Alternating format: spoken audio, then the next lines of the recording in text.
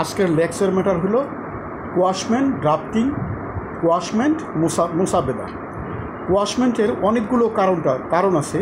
তার মধ্যে একটা কারণ হলো বিশেষ আইনে সাজা হয়েছে, সাজার বিরুদ্ধে আপিলও দায়ের করা হয়েছে, কিন্তু উহা খারিজ হয়েছে। আপিল খারিজ কার পক্ষে হয়েছে? আপিল খারিজ হওয়া মানে হলো এই যে আপিলকারীর পক্ষে যায় নাই। হ্যাঁ, তাহলে খারিজ হয়েছে। সেক্ষেত্রে ফৌজদারি কার্যবিধির 561 ক্যাপিটাল এ ধারায় কোয়াশমেন্টের কার্যক্রম গ্রহণ করা যায়। এখন প্রশ্ন হলো কেন, যে সেটা হলো যেটা খারিজের বিরুদ্ধে কেন কোয়াশমেন্ট হয়েছে সেটা। হ্যাঁ, সেটা হলো বিশেষ আইনে সাজা হয়েছে, ওই সাজার বিরুদ্ধে আপিল হয়েছে, আর আপিলটা আপিলকারীর পক্ষে হয়নি, আগেরাই বহাল রাখছে। হ্যাঁ, এই ক্ষেত্রে যেহেতু সিপি করা যায় না, বিশেষ আইনের ক্ষেত্রে আপিল যদি খারিজ হয় সেক্ষেত্রে সিপি করা যায় না, সুপ্রিম কোর্টে সিপি করা যায় না। সেই ক্ষেত্রে আপিলকারীরা করতে পারে না। না, এই জন্য আপিল করতে, এই জন্য 561 এ ধারায় হাইকোর্ট বিভাগেই আপনার যে কোয়াশমেন্ট মামলা করে এই যে আসামির খালাস চাইতে পারে।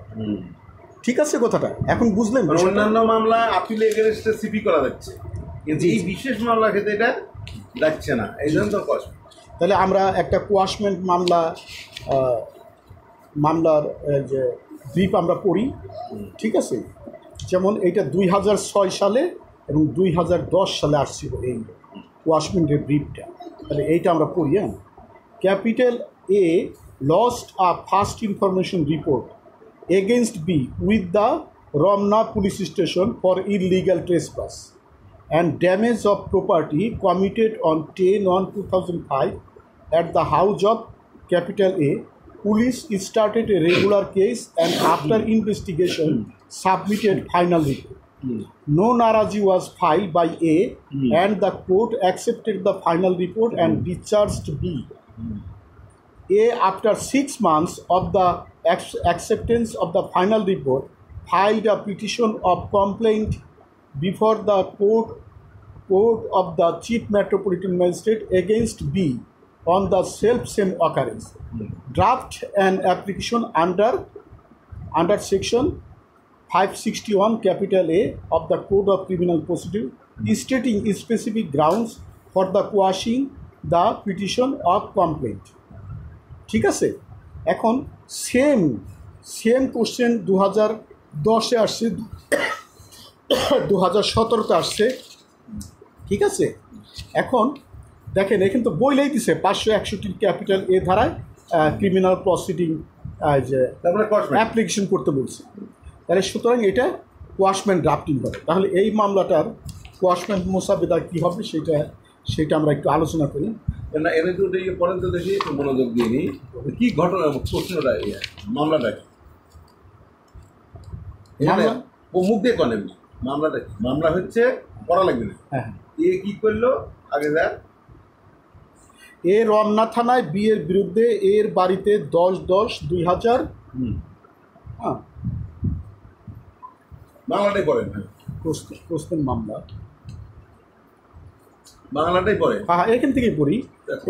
আর lost a first information report against B with the Ramna police for illegal trespass and damage of property committed on 10/1/2005, মানে 2005 সালে। এই দেখেন, হ্যাঁ, ঠিক আছে।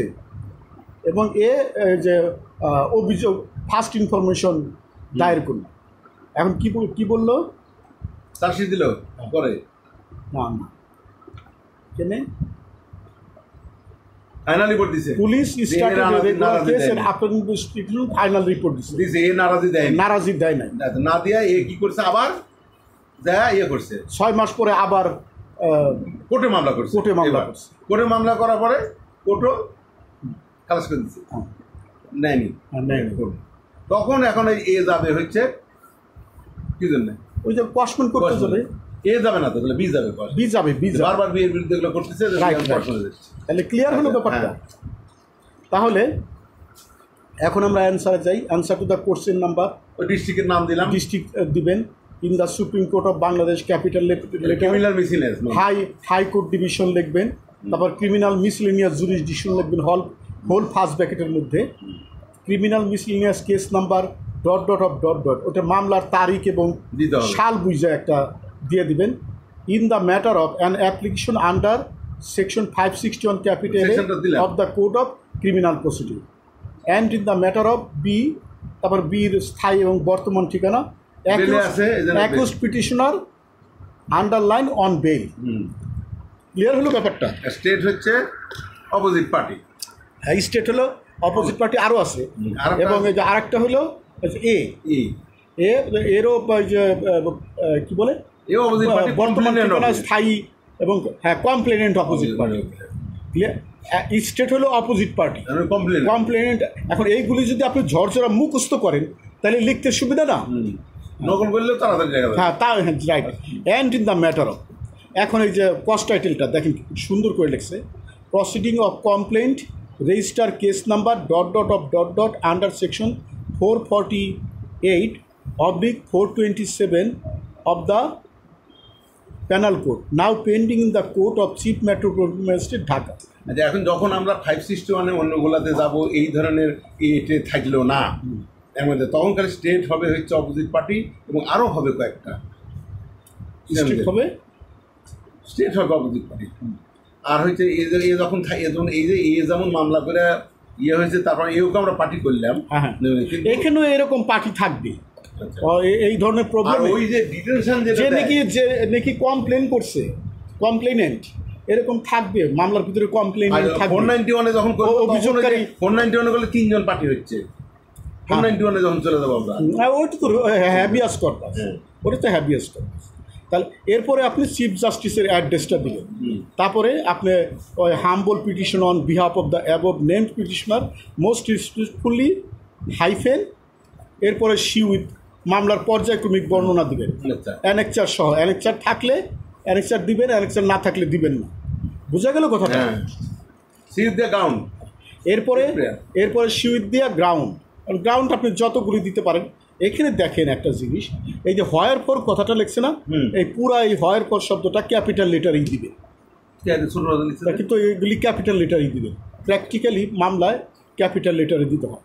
তাহলে আমরা এই যে প্রেয়ারটা পড়ি, দেখেন, it is most humbly prayed that your lordships would graciously be pleased to issue a rule calling upon the opposite parties to show cause as to why ওই যে দেখেন, ওই যে কস্ট টাইটেল থেকে কিন্তু অ্যাজ টু হোয়ার পরে cost title থেকে কিন্তু জিনিসটা নিচ্ছে।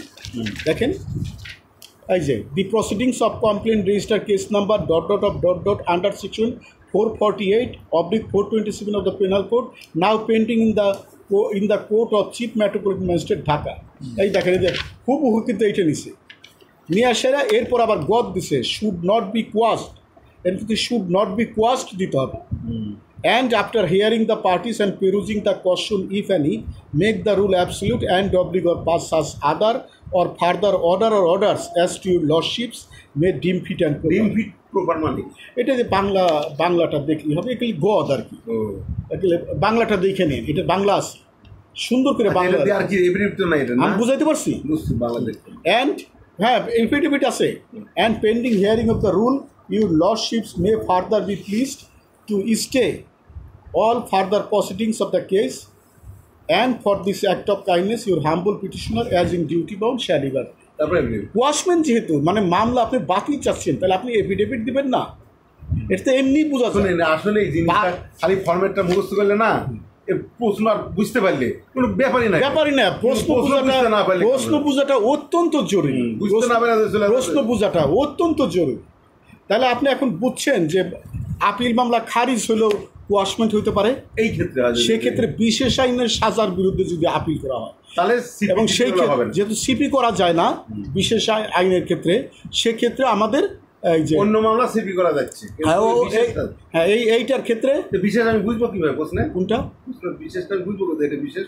ওই যে প্রশ্নের মধ্যে কিছু তথ্য দেওয়া থাকবে, কিরকম? যেটা বিশেষ আইন, যেমন অস্ত্র আইনের মামলা, আচ্ছা এরকম যেগুলো বিশেষ ট্রাইব্যুনালের মামলা টামলা হয়, এইগুলি নারী শিশু বিশেষ আইন, যেগুলো দুদকের মামলা, হ্যাঁ এইগুলো বিশেষ আইন, এইগুলো এটা কোর্সের ভিতরে এই ধরনের একটা ধারণা দেওয়াই থাকবে, নাহলে আপনি আমরা বুঝবো কিনা। ঠিক আছে, তাহলে এটা ক্লিয়ার। যে খারিজ হলেও কেন আপিল তাহলে তাহলে এখন আপনি একটু বলেন দেখি যে একটা একটা মামলার ব্রিফ দেখে কিভাবে বুঝবেন যে এটা কোয়াশমেন্ট মুসাবেদা হবে বলেন। যখন আমি দেখবো একটা মামলা যে মামলা হচ্ছে করছে, রহিম করলো মামলা, হ্যাঁ, রহিম করার পর সেই মামলা আমি খারিজ হয়ে গেল কোনো কারণে, বা ফাইনাল রিপোর্ট দিল থানায় মামলা করলে, তখন তো রহিমের আবার নারাজি দিয়ে আবার নিতে উচিত। উনি নিল না, সুপারভাইজ করছে, থাকার পর 5 মাস 6 মাস মনে করে যাই আবার মামলা কোর্টে করি, থানা একবার করে হয়নি কোর্টে, একই জিনিস, একই ঘটনা, অন্য মামলা আলাদা জিনিস, কিন্তু একই দিলে তখন ম্যাজিস্ট্রেট দেখলো, তখন ওই লয়ার বললো পক্ষের যে না এটাতে সেম মামলা হয়েছিল থানাতে, খারিজ হয়ে গেছে, তখন সে নারাজ করে দেখে উনিও ওটা ওই খারিজ করে দিল মামলা। তখন ওই রহিম মনে করলো সালাম 2বার খারিজ হয়ে গেল আমার মামলা, আর করিম চিন্তা করছে আমার বিরুদ্ধে খালি বারবার মামলা করে হয়রানি করছে, কসমেন্টে যাবো দেখি, তখন সে কসমেন্টে যাবে, কসমেন্ট করবে। এবং বিশেষ মামলার ক্ষেত্রে হলে এই কসমেন্টে খারিজ হলেও করা যায়, কিন্তু অন্য মামলা হলে আপিল করা যায়। ওই যে বললেন না মে ডিম ফিট অ্যান্ড প্রপার, এই যে এইটার অর্থ হলো, এবং অপর পক্ষকে শুনানির পর উক্ত রুল অথবা অত্র মহানবী আদালত যেরূপ উপযুক্ত মনে করেন সেইরূপ আদেশ দেবে। হ্যাঁ, এই যে এটার অর্থ হলো অত্র মহানবী আদালত যেরূপ উপযুক্ত মনে করেন সেইরূপ এখন ঘটনা মে ডিম ফিট অ্যান্ড প্রপার।